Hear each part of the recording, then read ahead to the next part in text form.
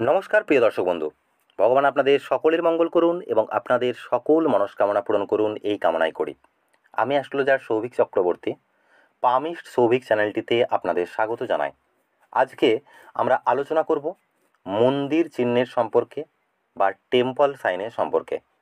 শুধুমাত্র 5% মানুষের হাতে কিন্তু এই চিহ্নটি সাধারণত দেখতে পাওয়া যায়। এটি একটি অত্যন্ত রেয়ার চিহ্ন। এটি অত্যন্ত শুভ ফল দিয়ে থাকে, তবে এর একটা নেগেটিভ ফলও রয়েছে, সেটি আমি কিন্তু পরে বলছি। প্রথমে বলবো এই চিহ্নটি কিভাবে হাতে গঠন হতে পারে বা হাতে কিভাবে আপনারা বুঝবেন যে এই চিহ্নটি আপনার হাতে রয়েছে কিনা। এই চিহ্নের স্বরূপ কেমন হয়ে থাকে। এই চিহ্ন একটি আয়তক্ষেত্র, অর্থাৎ হাতে একটি আয়তক্ষেত্র, তার উপরে একটি ত্রিভুজ, এই ধরনের একটি ত্রিভুজ, এবং ওই ত্রিভুজের উপরে একটি খাড়া রেখা দ্বারা, একটি ফ্ল্যাগ টাইপের রেখা দ্বারা এই ধরনের চিহ্ন কিন্তু গঠিত হয়। তবেই কিন্তু এটিকে মন্দির চিহ্ন মানা হবে, নয়তো নয়। এই ব্যক্তিটির হাতটিকে যদি আপনারা লক্ষ্য করেন, হাতের জুপিটার মাউন্ট বা বৃহস্পতির ক্ষেত্রে, অর্থাৎ তর্জনী আঙুলের ঠিক নিচের এই অংশটিতে কিন্তু ফ্ল্যাগ সাইন অবশ্যই রয়েছে। এই ফ্ল্যাগ সাইনের এই জায়গাটি দেখে আপনারা বুঝতে পারবেন। চতুর্ভুজের উপর ত্রিভুজ অনেকের হাতে দেখতে পাওয়া যায়, কিন্তু এই ফ্ল্যাগ টাইপের যে রেখাটি, অর্থাৎ এই ধরনের যে রেখাটি, এটি কিন্তু অবশ্যই থাকতে হবে। তবেই কিন্তু এটিকে সুগঠিত মন্দির চিহ্ন মানা হবে এবং এই মন্দির চিহ্ন তবেই আপনাকে ফলাফল দেবে, নয়তো নয়। তো প্রথমেই এর পজিটিভ পয়েন্টগুলির সম্পর্কে বলবো।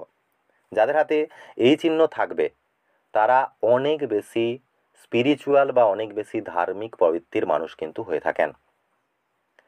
কোথাও কোনো ধার্মিক গতিবিধি হলে বা কোনো ধরনের ধার্মিক গতিবিধি হচ্ছে, সেখানে যদি কোনো সহযোগিতার প্রয়োজন হয়, সব থেকে প্রথমে কিন্তু এই সমস্ত মানুষেরা এগিয়ে যাবেন। যদি এই চিহ্নটি আপনার হাতের গুরু পর্বত বা বৃহস্পতি পর্বত বা জুপিটার মাউন্টে উৎপন্ন হয়, তাহলে আপনি কোনো না কোনো বিষয়ে অবশ্যই এক্সপার্ট হয়ে যাবেন, সেটি যে কোনো ফিল্ডেই হোক না কেন। এইসব মানুষেরা নিজের কর্মের দ্বারা কিন্তু পরিচিতি পেয়ে থাকেন। দূর দূর পর্যন্ত এদের চর্চা এদের কর্মের কারণে হয়ে থাকে। এরা এত বেশি প্র্যাকটিক্যাল নলেজের অধিকারী হন, এদেরকে অন্য লোকেরা বা অন্য মানুষেরা জিজ্ঞাসা করে এদের কাছে অ্যাডভাইস নিয়ে কর্ম করে থাকেন।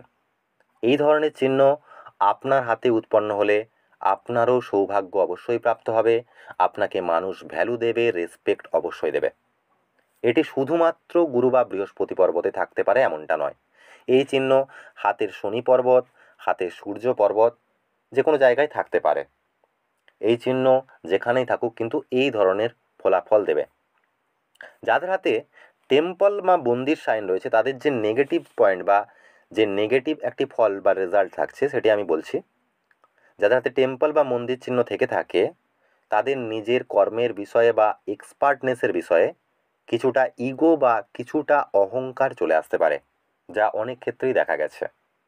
কিছুটা ওভার কনফিডেন্স কিন্তু এদের অনেক সময় হয়ে যায়, কিন্তু এটা কন্ট্রোল যদি আপনি না করতে পারেন, তাহলে এক সময় ক্যারিয়ারে আপনাকে অবশ্যই ডাউনফল দেখতে হবে। তাই যাই পরিস্থিতি আসুক না কেন, সম্পূর্ণ বিনয়ী হয়ে নম্রতার সাথে কিন্তু আপনাদের কর্ম করা উচিত এবং মনকে শান্ত রাখতে চেষ্টা করা উচিত।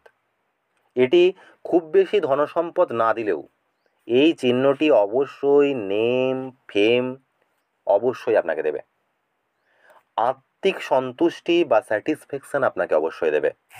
পার্সোনাল লাইফে শান্তি, স্যাটিসফ্যাকশান কিন্তু এই চিহ্ন আপনাকে দেবে। তো বন্ধুরা, এই ছিল মন্দির চিহ্নের সম্পর্কে আজকের সংক্ষিপ্ত আলোচনা। পরবর্তী অন্য কোনো সময় আরও ডিটেলসে আমি বলার চেষ্টা করব। ততক্ষণ আপনারা ভালো থাকুন, সুস্থ থাকুন। আপনাদের অসংখ্য অসংখ্য ধন্যবাদ।